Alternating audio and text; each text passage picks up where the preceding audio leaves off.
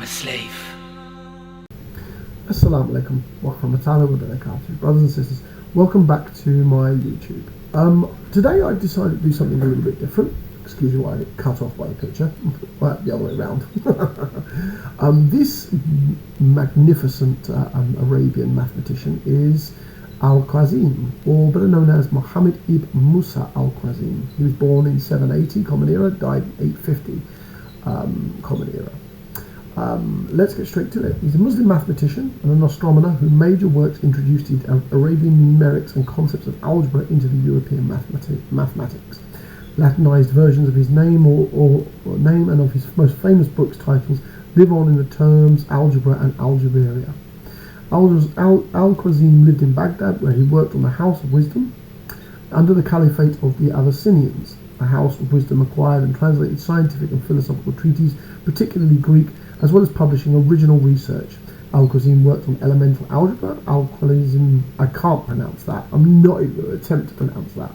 The comprehensible books of calculations and comprehensions in balance was translated into the Latin in the 12th century, from which the titles and terms algebra derived. Algebraia is a comprehension of rules, together with demonstrations for finding solutions of linear and quadratic equations based on intuitive geometric arguments, rather than abstract notions now associated with the subject in symmetrical demonstrations approach, distinguishing it from earlier treatments of the subject. Big words. It also contains sections of calculus areas, volumes of geometrical figures, and on the use of algebra to solve inherent problems according to proportional prescriptions by Shira. Elements within the work can be traced from Babylon, mathematicians of the early second millennia, through Hellenic Hebrew as well. In the 12th century, a second works by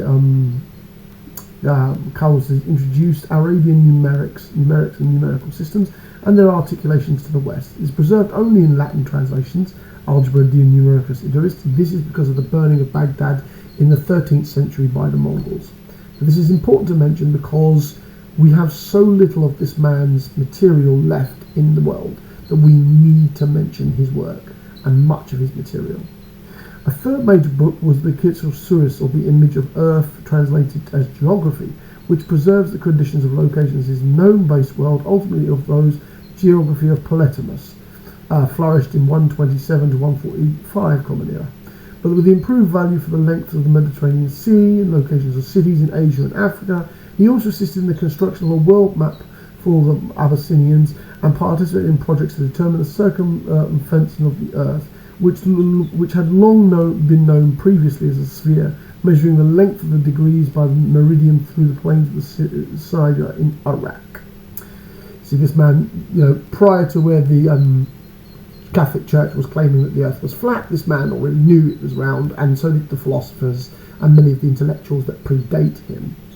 Finally, Al-Khwārizmī has completed in a set of astronomical tables based on the variations of Greek sources. This work included tables of sinus, evidence for the circulation of radius of 150 units, like his treatise on algebra and Arabic numericus. This astronomical work, or an Andalusian revision thereof, was translated into Latin. You see, the reason I mention this gentleman is because of how much of him is actually unknown. His works, his material, a great deal of who he is historically shrouded in mystery. We only have bits and pieces of what remains of his great works in Andalusica, which were translated into Latin. Almost all of his works were in Baghdad, and as we are well aware, the horrific show of the Mongol Empire and the burning of the Baghdad libraries led to the destruction of this great man's work. Thank you for your time, and I hope you look him up historically. Alhamdulillah. I am a slave.